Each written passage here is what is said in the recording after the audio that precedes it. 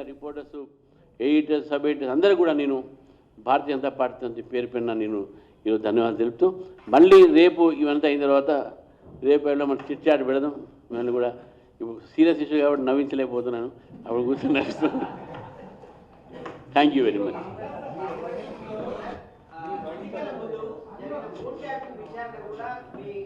ఈ ఎలక్షన్స్ ఇప్పుడు elections no no వేరే వేరే మాట్లాడు ఎలక్షన్స్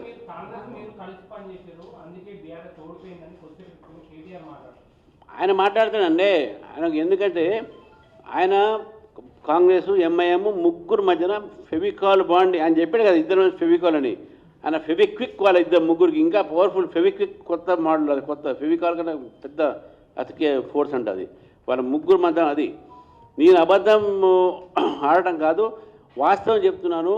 బీజేపీని ఓడించడానికి కాంగ్రెస్, బీఆర్ఎస్, ఎంఐఎం కలిసి పనిచేసింది.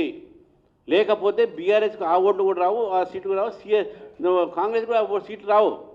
మేము ఎక్కడైతే దగ్గర వచ్చి ఓడిపోయినావో అవన్నీ కూడా మజ్లిస్ ఓట్లతోనే వాళ్ళు గెలిచారని చెప్పి స్పష్టంగా చెప్తున్నాను. మీరు తెలంగాణలో ప్రతి నగరంలో మీరు డెమోగ్రఫీ చూడండి, మీరు పాపులేషన్ చూడండి. ఈరోజు మజ్లిస్ పార్టీ సపోర్ట్ లేకపోతే వీళ్ళు ఎక్కడ, అది నేను కాదు మజ్లిస్ పార్టీ చెప్తుంది, యార్ హమ్ నయ్యేతో ఏ నయ్యి అంటున్న వాళ్ళు.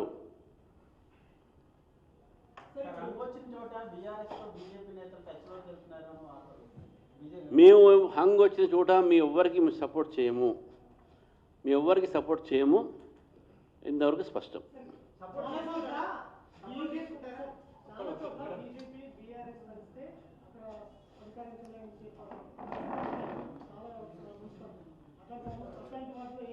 ఇప్పుడు ఇవాళనే ఎన్నికలు ఇంకా మొత్తం రిజల్ట్స్ రావాలి. అటువంటి పరిస్థితి భారతీయ జనతా పార్టీ అటువంటి పరిస్థితి రానియదు. మేము అపోజిషన్గానే ఉండటానికి ప్రయత్నం చేస్తాం, కానీ ఎక్కడ కూడా వేరే పార్టీకి సపోర్ట్ చేయము అనేది ఇప్పటికైతే మా నిర్ణయం అదైతే ఉన్నది. మేము కూడా అది కింది దాకా తీసుకుపోతాం.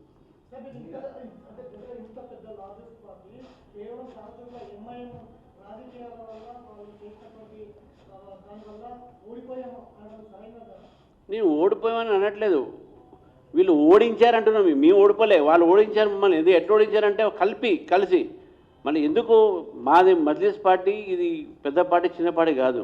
ఇక్కడ వాళ్ళ ఒక డెమోక్రసీ, వాళ్ళ పాపులేషన్ వల్ల వాళ్ళ ఓట్స్ ఎక్కువ ఉన్నాయి కాబట్టి మేము ఓడిపోయినాం. మేము లేకుంటే నేను ఓడిపోవడం కాదు. ఇప్పుడు ఓవైసీ ఎంపీ ఆయన ప్లేస్లో పోయి కేటీఆర్ని గెలవమని చెప్పండి, రేవంత్ రెడ్డిని గెలవమని చెప్పండి,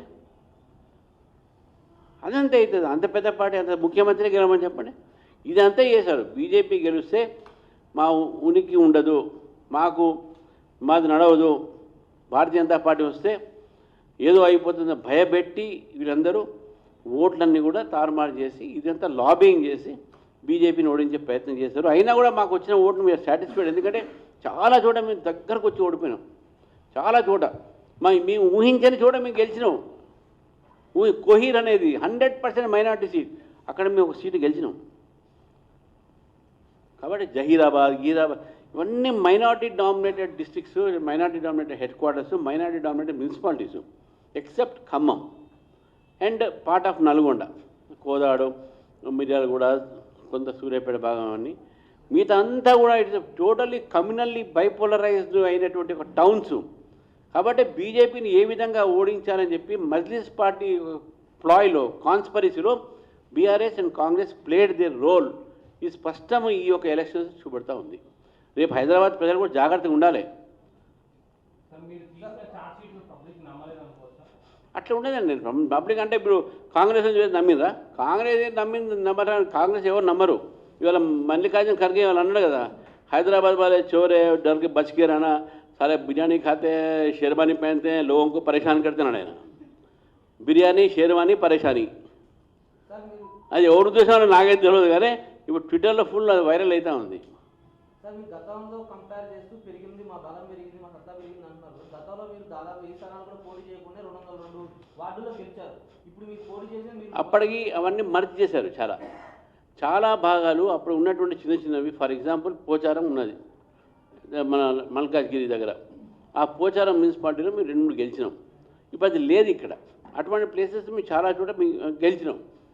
అవన్నీ మర్చి చేశారు. కాబట్టి పోటీ చేసి మీకు గెలిచే ప్లేస్లోనే మీకు పోటీ చేసినప్పుడు ఆ ప్లేసెస్ ఇప్పుడు లేవు, ఇప్పుడు అన్నీ మర్జైనాయి. అదేవిధంగా ఇప్పుడు హైదరాబాద్ జిహెచ్ఎంసీలో కొన్ని గెలిచినాయి. ఫర్ ఎగ్జాంపుల్ మెడ్చల్ ఉన్నది, మెడ్చల్లో మేము గెలిచినాం.